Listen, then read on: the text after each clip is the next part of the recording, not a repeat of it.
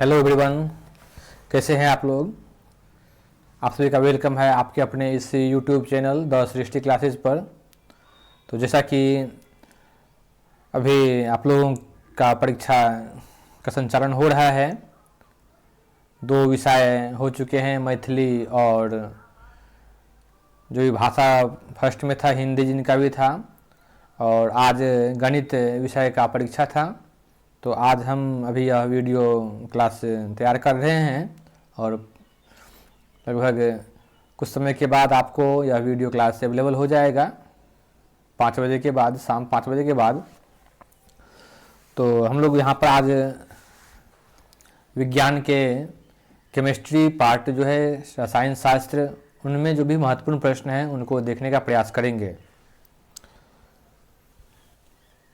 जैसा कि एक बात हम बतलाना चाहते हैं, हमने इससे पहले भी कहा था कि अगर आपको कोई भी विषय का प्रश्न चाहिए है तो आप उन विषय के बारे में कमेंट करेंगे, लेकिन आप लोगों ने समय से नहीं किया। लेकिन कल यानी 17 तारीख को रात में लगभग 9 बजे के आसपास हमें कॉल और व्हाट्सएप मैसेज आया कि सर मैथ का जो भी इम्पोर्टेंट क्वेश्चन है कम से कम थोड़ा वो उसमें आप हेल्प कर दीजिए। उतनी रात में संभव नहीं हो पाने के कारण हमने आपको व्हाट्सएप ग्रुप के माध्यम से आपको हमने हैंड रिटेन में जो भी चैप्टर वाइज इम्पोर्टेंट क्वेश्चन थे आपको प्रोवाइड करवाया। और मुझे देखने के लिए भी मिला कि फर्स्ट शिफ्ट में जो प्रश्न आए हैं आपके उसी पेज से प्रश्न आया है जो आपको हमने प्रोवाइड करवाया था, और सेकेंड शिफ्ट में भी वही प्रश्न उसी पेज से आने की संभावना है और ज़रूर ही वही प्रश्न आया होगा। तो चलिए हम लोग आज अभी जो है विज्ञान के रसायन शास्त्र इस पर डिस्कस करते हैं। तो डियर स्टूडेंट्स, हम लोग यहाँ देख रहे हैं कि पहला प्रश्न दिया हुआ है कि वायु में जलाने से पहले मैग्नीशियम रिबन को साफ क्यों किया जाता है। दूसरा प्रश्न दिया गया है कि जब लोहे की कील को कॉपर सल्फेट के विलयन में डुबोया जाता है तो विलयन का रंग क्यों बदल जाता है। नेक्स्ट प्रश्न है स्लाइड में, संतुलित रासायनिक समीकरण क्या है, रासायनिक समीकरण को संतुलित करना क्यों आवश्यक है।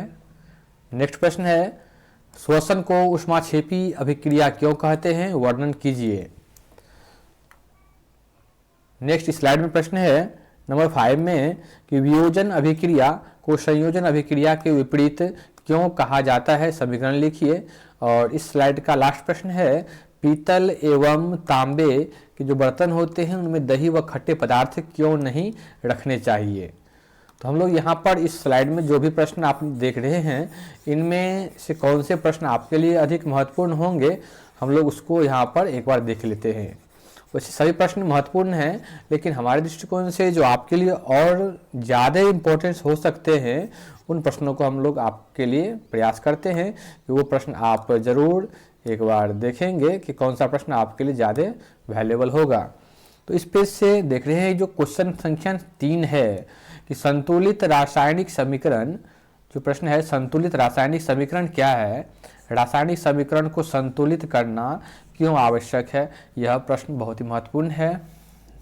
नेक्स्ट प्रश्न इसमें है कि श्वसन को ऊष्माक्षेपी अभिक्रिया क्यों कहते हैं, यह प्रश्न इंपॉर्टेंट है।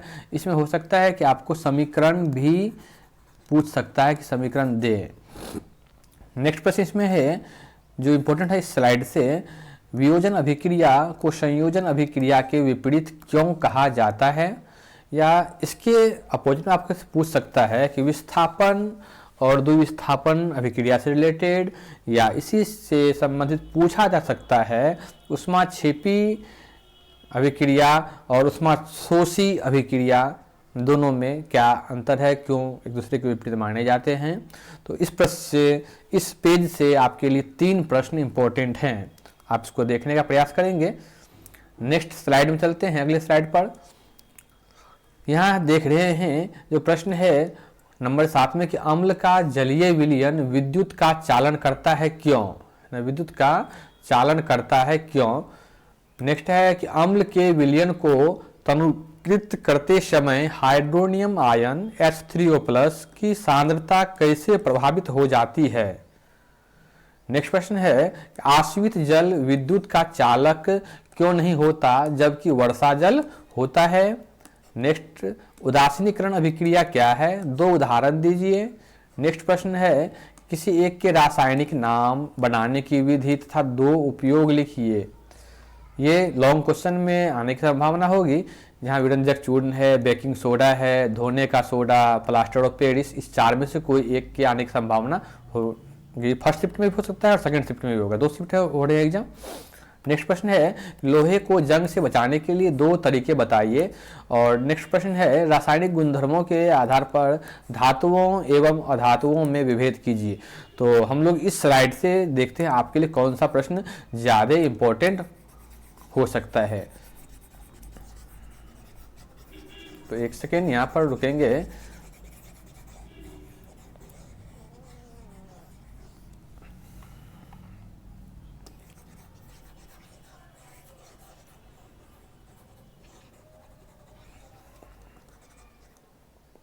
तो डियर स्टूडेंट्स, इस स्लाइड से आपके लिए जो इम्पोर्टेंट प्रश्न है वह है प्रश्न संख्या 8, प्रश्न संख्या 9, प्रश्न संख्या 11 और 11 में भी अगर आपको इम्पोर्टेंट ज़्यादा है तो नंबर 4 और नंबर 1 को एक बार ज़्यादा देखेंगे और फिर से एक बार वैसे चारों को देख लीजिएगा, लेकिन ये दोनों ज़्यादा इंपॉर्टेंट है। चलिए नेक्स्ट स्लाइड में चलते हैं। इस स्लाइड से देखिए 14th नंबर क्वेश्चन है, इलेक्ट्रॉन बिंदु संरचना बनाइए। H2S दिया हुआ है, CO2 है और F2 है ना, ये 3 चीज़ दिए हुए हैं आपके लिए, इनको आप लोग बनाने का प्रयास करेंगे। नेक्स्ट प्रश्न है कि समजातीय श्रेणी किसे कहते हैं, उदाहरण दीजिए। नेक्स्ट प्रश्न है संरचना बनाइए। संरचना जो है बनाने के लिए प्रश्न आता है तो उनको आप लोग देखेंगे, प्रैक्टिस कर लेंगे, क्योंकि बहुत दिनों से संरचना नहीं पूछा जा रहा है। हो सकता है कि कुछ नया बदलाव देखने के लिए मिले तो पूछा जा सकता है। इनमें पहले पूछा जाता था, जो पहले एग्जाम होते थे लगभग आज से 7 साल 8 साल पहले 16-17 के आसपास तक ये प्रश्न लगातार आना था प्रश्न का केमिस्ट्री से संरचना बनाने के लिए। तो जैसे कि यहाँ पर एथेनोइक अम्ल है, ब्रोमोपेंटेन है, बेंजीन है, इन तीनों को आप लोग प्रयास करेंगे बनाने का। नेक्स्ट प्रश्न है साबुन और अपमार्जक में अंतर बतलाइए। नेक्स्ट प्रश्न है हाइड्रोजनीकरण क्या है, इसका औद्योगिक उपयोग क्या है, इसको लिखना है। नेक्स्ट प्रश्न है खनिज और अयस्क में अंतर बताइए। इसके बाद है नेक्स्ट प्रश्न, जो यह भी लॉन्ग क्वेश्चन में आने की संभावना है कि धातुओं का निष्कर्षण से आप क्या समझते हैं, लोहे के निष्कर्षण की प्रक्रिया को समझाइए। और एक्स्ट्रा में आप लोग देखने का प्रयास कर लेंगे एक बार तांबा और एल्यूमिनियम का, लेकिन यहाँ पर लोहे के निष्कर्षण को हम लोग ज़्यादा प्रायोरिटी दे रहे हैं। नेक्स्ट प्रश्न है निस्तापन एवं भर्जन में क्या अंतर है, ये आपको बतलाना है, निस्तापन और भर्जन में क्या अंतर है। तो चलिए हम लोग इस स्लाइड से देख लेते हैं कि आपके लिए कौन सा प्रश्न ज़्यादा इंपॉर्टेंट हो सकता है।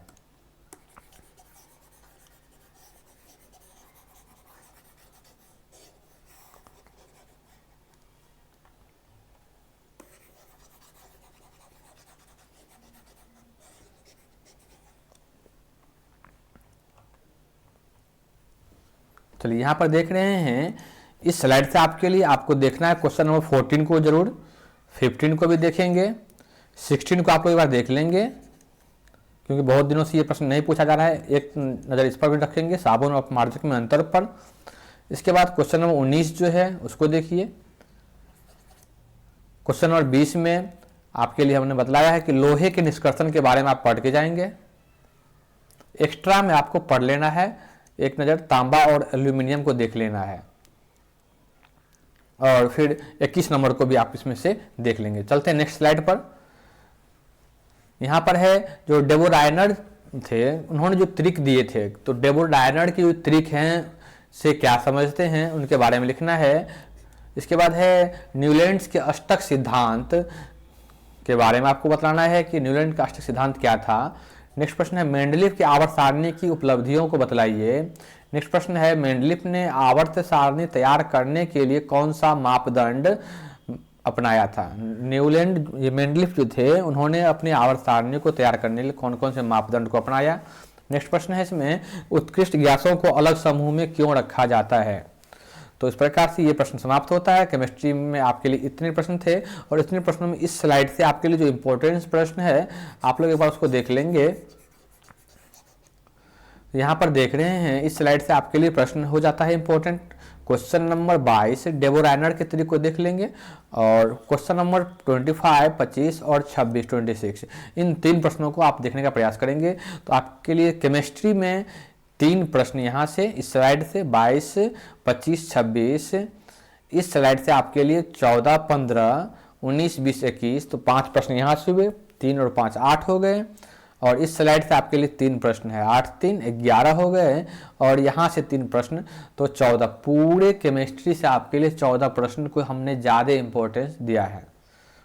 तो चलिए हम लोग अब मिलते हैं। अगले जो साइंस का पार्ट होगा वो फिजिक्स का क्लास आएगा। उस वीडियो क्लास में आपके लिए फिजिक्स के जितने भी इंपॉर्टेंट प्रश्न होंगे हम लोग एक बार उससे में आप लोग से फिर रूबरू होते हैं। तब तक के लिए अच्छे से तैयारी कीजिए। जय हिंद, जय भारत।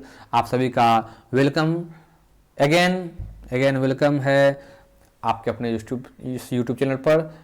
अंत तक देखने के लिए धन्यवाद।